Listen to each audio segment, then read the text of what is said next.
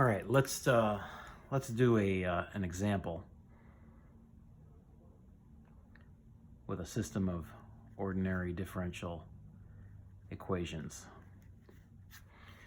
So we've got two tanks. Tank 1 has got 100 gallons of water. And then we're going to assume that initially it's fresh water, no salt.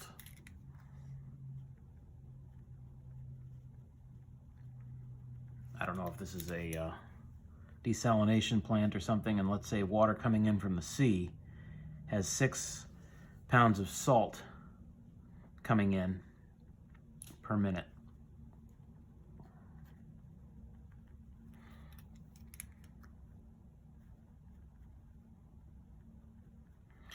And we've got a second tank over here, tank 2.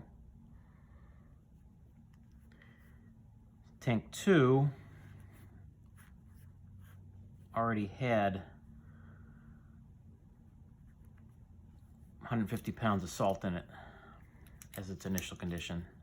Again, it's a 100-gallon tank, but it's already got salt water in it, 150 pounds.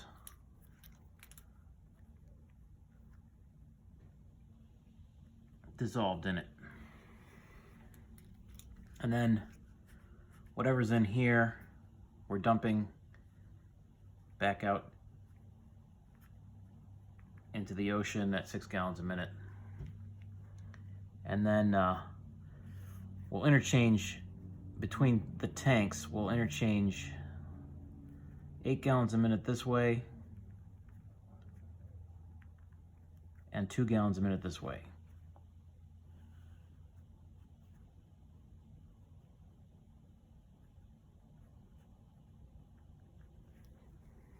So we want to show or find the salt content in tank 1 and tank 2 as a function of time.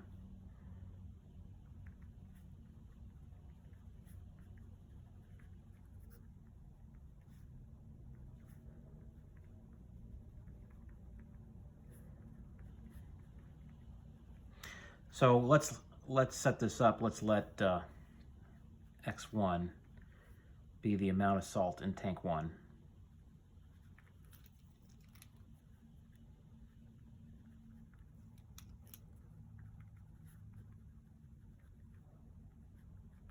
And then let x2, as a function of time, be the amount of salt in tank 2.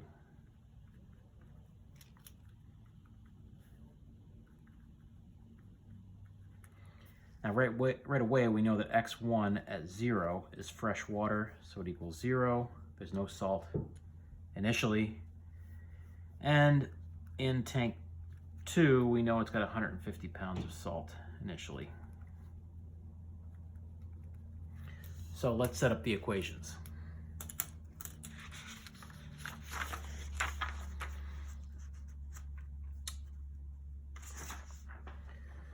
So let's set up the equations and solve. The time rate of change is going to be the inflow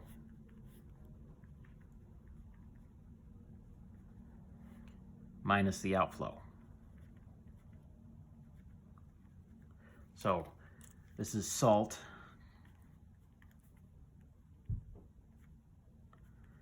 And this is going to be inflow of salt per minute and the outflow of salt per minute. So the rate of change of x1. So we got this tank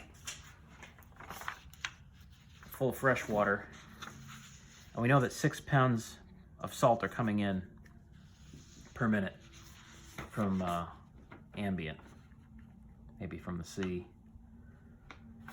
And then out of tank 1, whatever's in tank 1 as a percentage, whatever's in there. Initially nothing, but over the course of time it'll get saltier and saltier as the inflow from tank 2 comes in. But whatever's in there, 8/100ths of it will go out.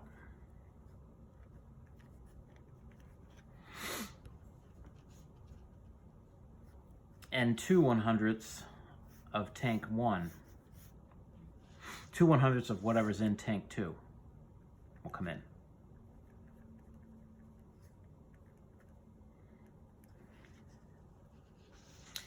Now in tank 2, likewise, the rate of change, inflow minus outflow. So incoming is 8 gallons per minute. And that salt content is going to be 8/100ths of whatever is in tank 1. 8/100ths of 0, initially it'll be fresh water coming in. But eventually this will start to get saltier. Tank 2 has an outflow of 2 gallons per minute coming out of it, as well as 6 gallons coming out into ambient. So 2 plus 6 is 8.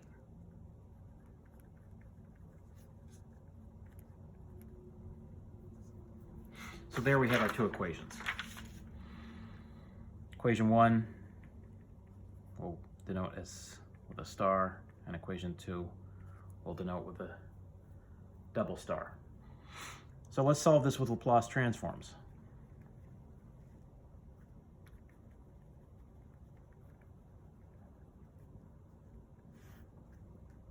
The left-hand side is a derivative. As we saw last time, the Laplace transform of the derivative is s times x of s. Here it's x1 of s minus the initial condition of x. Here it's x1. On the right-hand side, well, we already know what the initial condition is. The initial condition in tank 1 is 0. It's fresh water at first. So that's gone. On the right-hand side, a constant times a function is just the constant times the Laplace transform.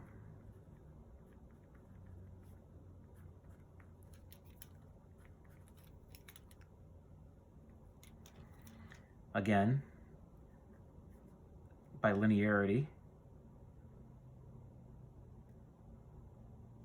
x1 plus x2 Laplace transforms into big X1 plus x2.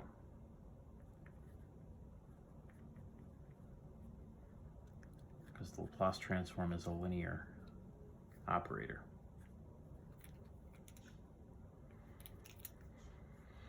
Now this is 6 times 1. So we said that in our table that 1 transforms into 1 over s.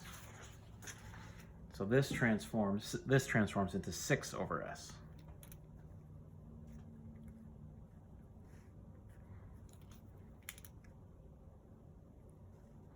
Second equation, again, the Laplace transform of the derivative, as we saw last time, is s times x2 of s minus x2 evaluated at 0. We saw that that's 150. So this will go to 150. Okay, Laplace transform this side, constant times a function, minus a constant times another function of s. All right, so there we have our two equations, and let's write these out without the x1 of s. We get s times x1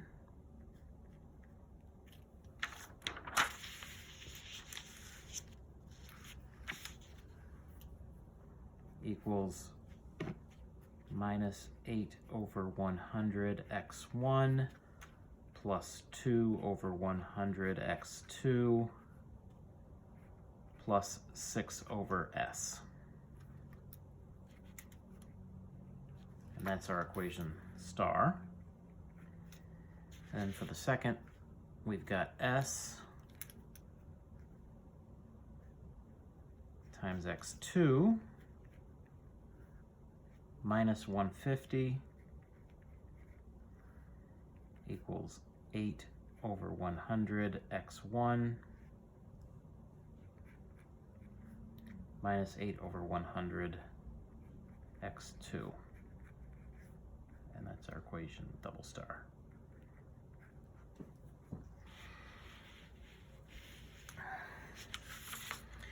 Let's do some algebra on these. We've got s plus 8 over 100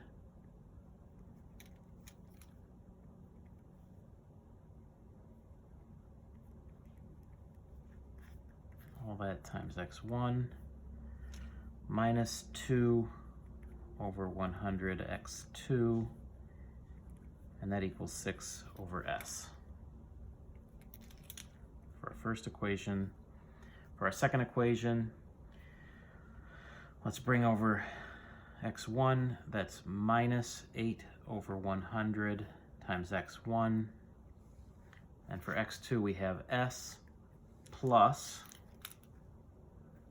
so we have s plus 8 over 100 times x2 equals 150.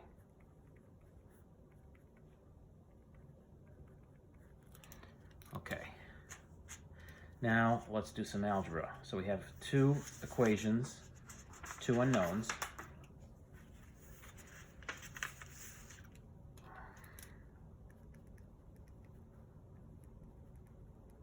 So this is just an algebraic system, and you can solve it a number of ways. But let's just substitute, let's solve for x1 in equation 1 and substitute it into equation 2. So x1, we got 6 over s plus 2 over 100 x2 divided by s plus 8 over 100. Let's take that and substitute. So this is equation 1. Now let's substitute into equation 2.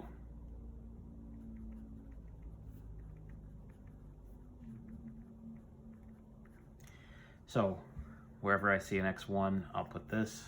We get minus 8 over 100 times all that.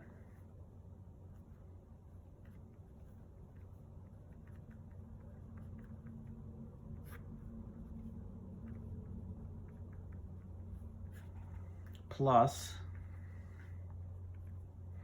s over s plus 8 over 100 x2 equals 150.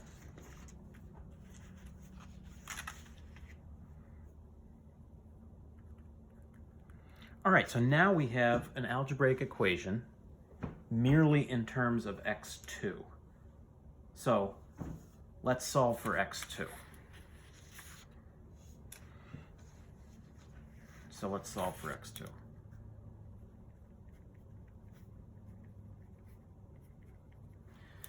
So if we do that, x2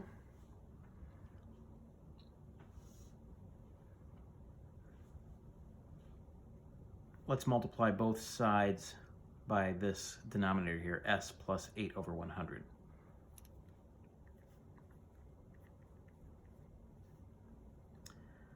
So we got 6 over s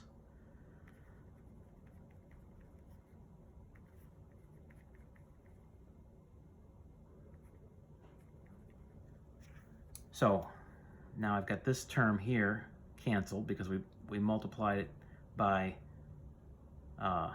s plus 8 over 100, Now this term is going to be squared.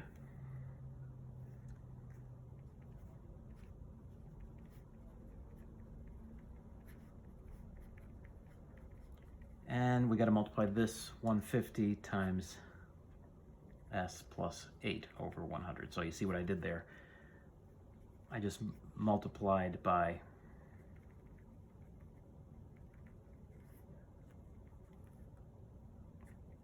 s plus 8 over 100. So now do some algebra here.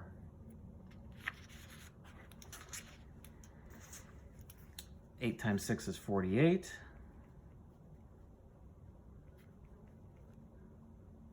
And I'll highlight that s here. It's going to be in terms of s, our solution.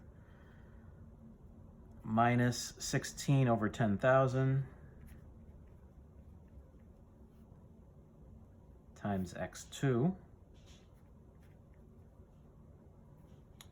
plus equals, well, s plus 8 over 100 squared x2 equals 150 s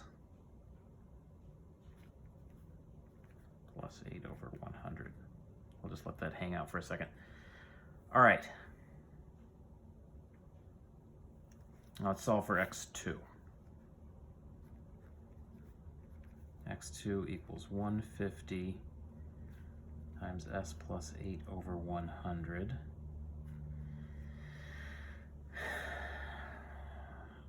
Bring this term over, plus 48 over 100, and s is in the denominator there, divided by all the terms that are coefficients of x2. We've got minus 16 over 10,000 plus this term s plus 8 over 100 squared. All right, let's finish this out here. It's a little messy. We've got s plus 8 over 100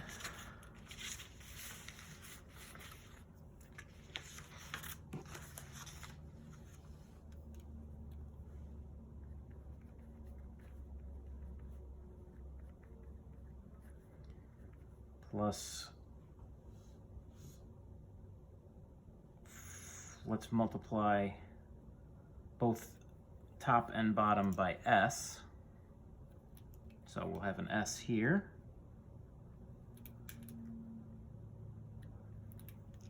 Plus 48 over 100.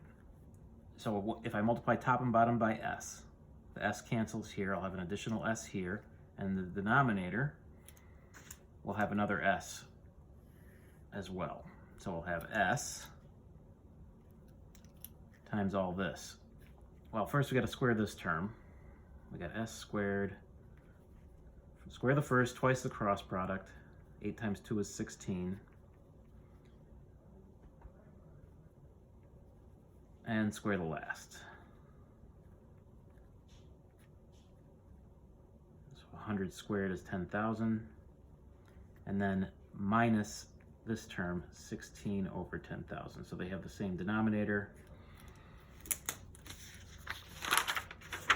So we will get x2 as a function of s is s plus 8 over 100 times 150 s plus 0.48 all over s times s squared plus 0.16 s. 64 minus 16 is 48.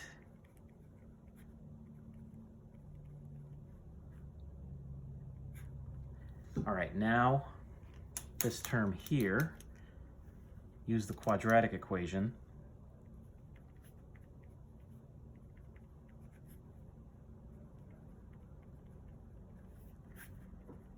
where b is 0.16,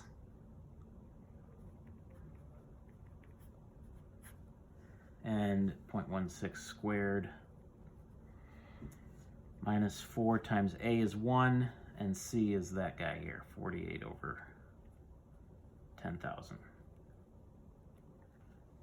Divided by 2a.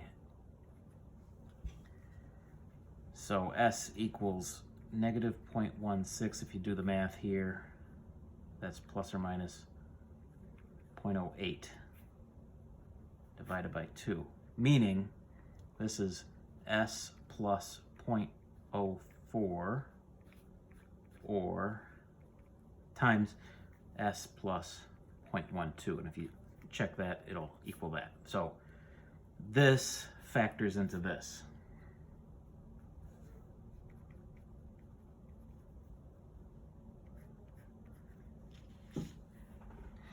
All right, so we're left with x2 as a function of s is going to be this. 150 s squared, 150 s squared, multiply that out, is 12.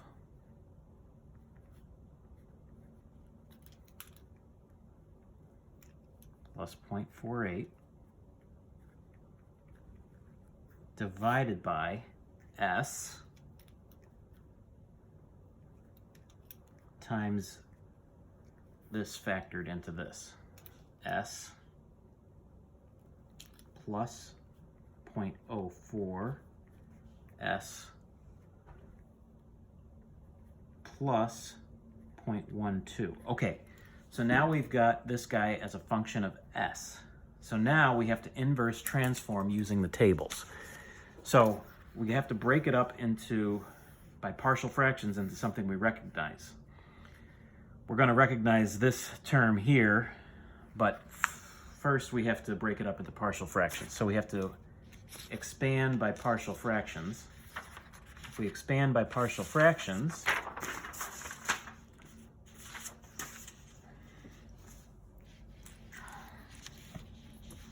so if we expand this by partial fractions, partial fraction expansion, x2 will equal a over s plus b over s plus 0.12 plus c over s plus 0.04. All right, so if I multiply both sides by this denominator, so I get on the left-hand side 150 s squared plus 12s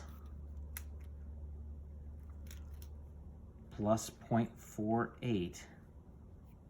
So I'll multiply the left-hand side by this whole denominator, that's gone, and then multiply the right-hand side by this whole denominator, and I get this to equal a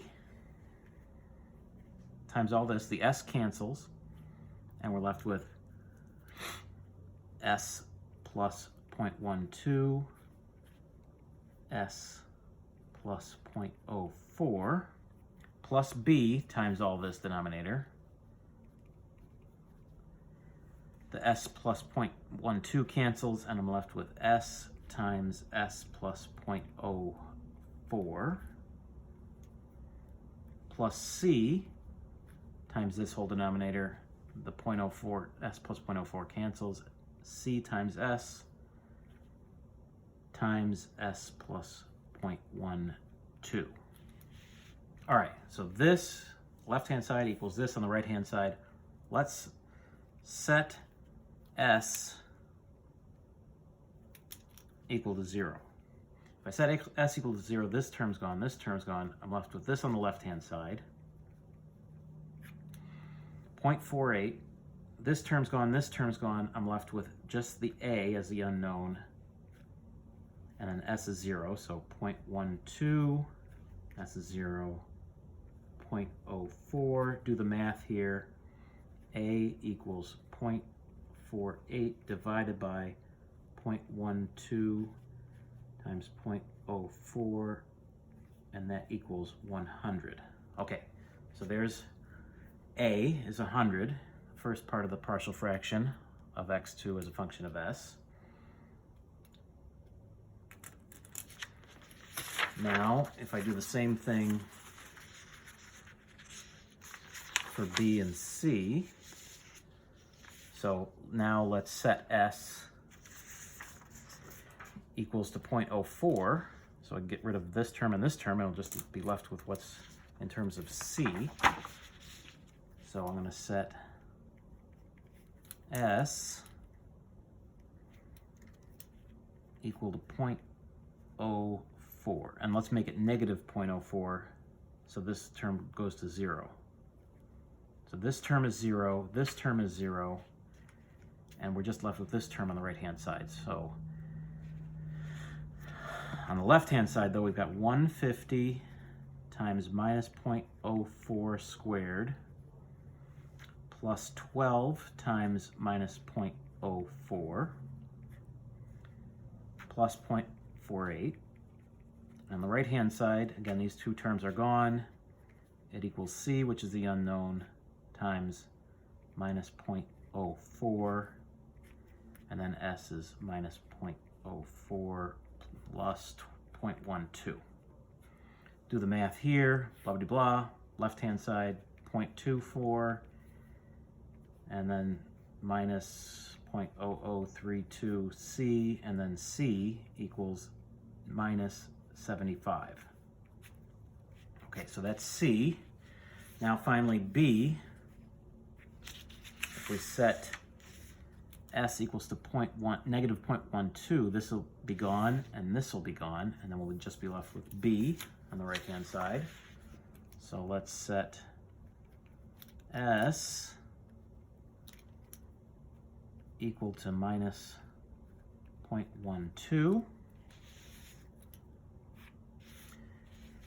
Again, on the left-hand side, we got 150 times negative 0.12, quantity squared, well, that plus 12 times minus 0.12 plus 0.48 equals, on the right-hand side, this term's gone, this term's gone, we're just left with B times S is minus 0.12 times S is minus 0.12 plus 0.04. Okay, blah, blah, blah, on the left-hand side, 1.2. And then 0.0096B, if you do the math, B equals 125. All right, so now we're done. Now we've got S. We've got X. We've got X as a function of S in terms of A over S plus B over S plus 0.12 plus C over S plus 0.04. It's expanded in partial fractions. Now let's write it out.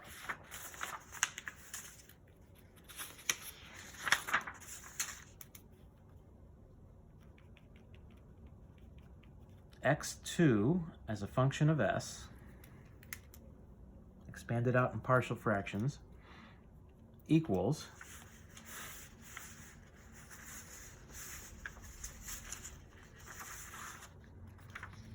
A over S. We said A is equal to 100. So 100 over S plus B, and B we said was 125.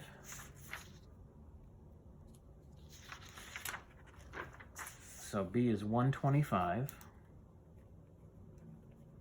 over S plus 0.12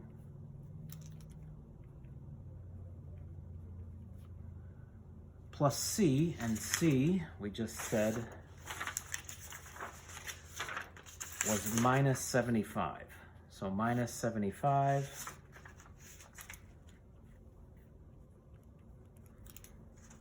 all over S plus 0.04.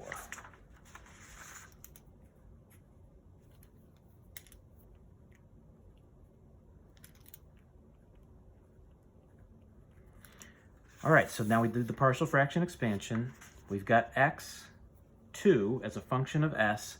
Now we can use the tables. These are things that we can use the tables for. The inverse transform of this guy is this. So if f of s is written as 1 over s plus a, the inverse transform of that is e to the minus at. So inverse transform using the tables.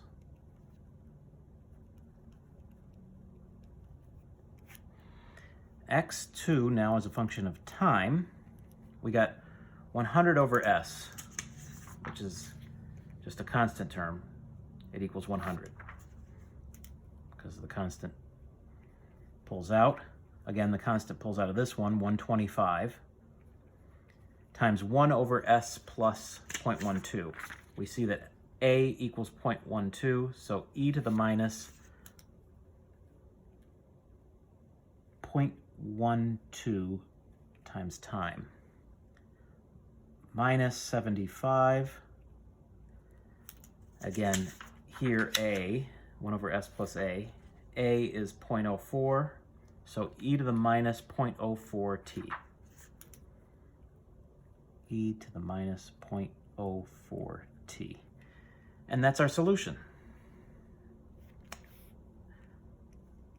And I'll have you show that x1 of time, if you go ahead and substitute back in the solution for x2 of s, and then do the partial fraction expansion, x1 of time show that it's this.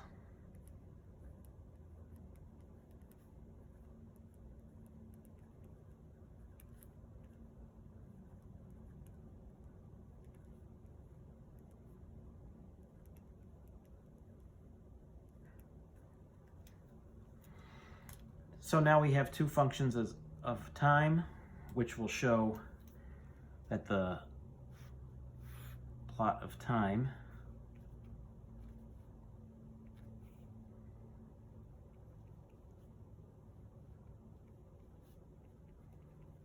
the salt content in tank 1 goes from 0